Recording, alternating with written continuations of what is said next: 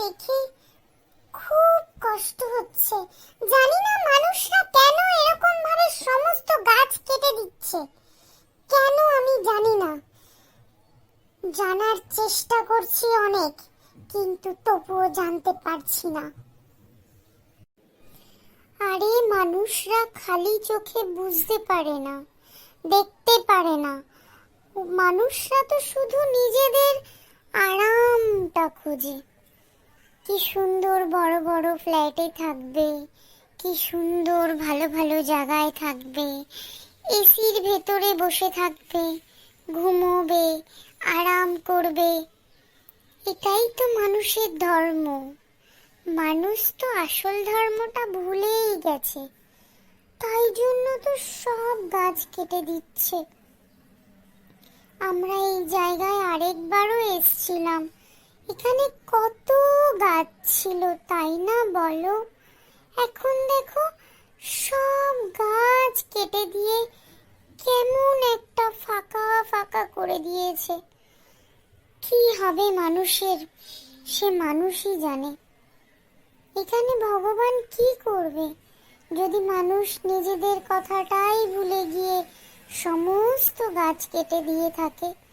তাহলে ভগবান কি এখানে কিছু করতে পারবে বলো? আমার না খুব মন খারাপ হয়। সমস্ত গাছগুলোকে কেটে কেটে ছোট ছোট করে ফেলছে, মাঠ হয়ে যাচ্ছে। আমি জানি না, যদি আমি কিছু করতে পারতাম, যদি আমি ম্যাজিক জানতাম, তাহলে আমি কখনোই গাছ কাটতে দিতাম না। আমি সব সময় একটা করে গাছ বসাতাম, সাইডে সাইডে বসিয়ে দিতাম, কিন্তু গাছ বসাতাম।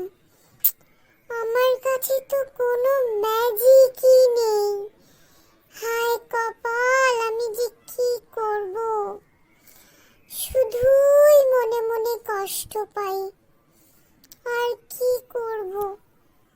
দুঃখ পেয়ে আর কি করবি বল? আমাদের কাছে যদি ডোরেমনের মতন গ্যাজেট থাকতো, তাহলে আমরাও আগের মতন করে দিতাম সব কিছু। কিন্তু আমাদের কাছে তো ডোরেমনের মতন গ্যাজেট নেই না।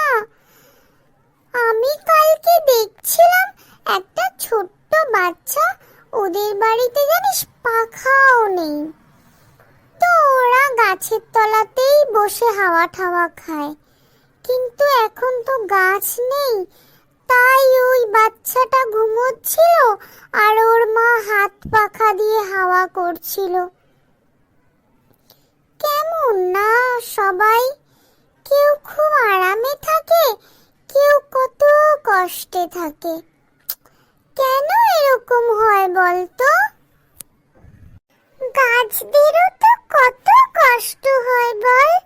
ওদের সব বন্ধুরা চলে যাচ্ছে একে একে। হ্যাঁ, সব বন্ধুরা চলে যাচ্ছে একে একে। আর আমাদেরও তো অক্সিজেনই পাওয়া যাবে না।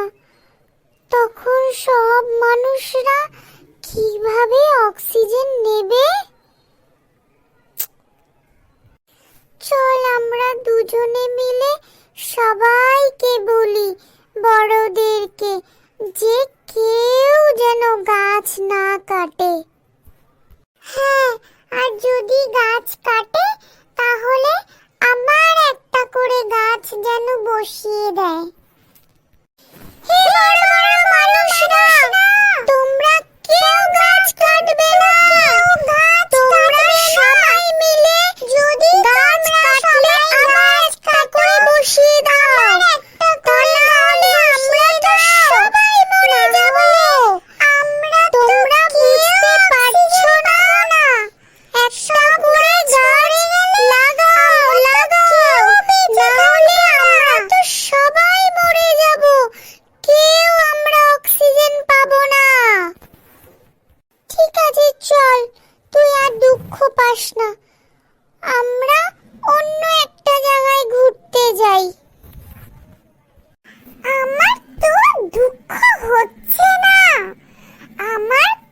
রাগ উঠছে, রাগ।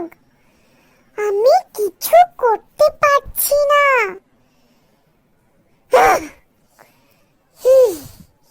আমার প্রচন্ড রাগ উঠছে। আচ্ছা ঠিক আছে, ঠিক আছে, এত রাগ করিস না। এত রাগ করলে তোর শরীর খারাপ হয়ে যাবে।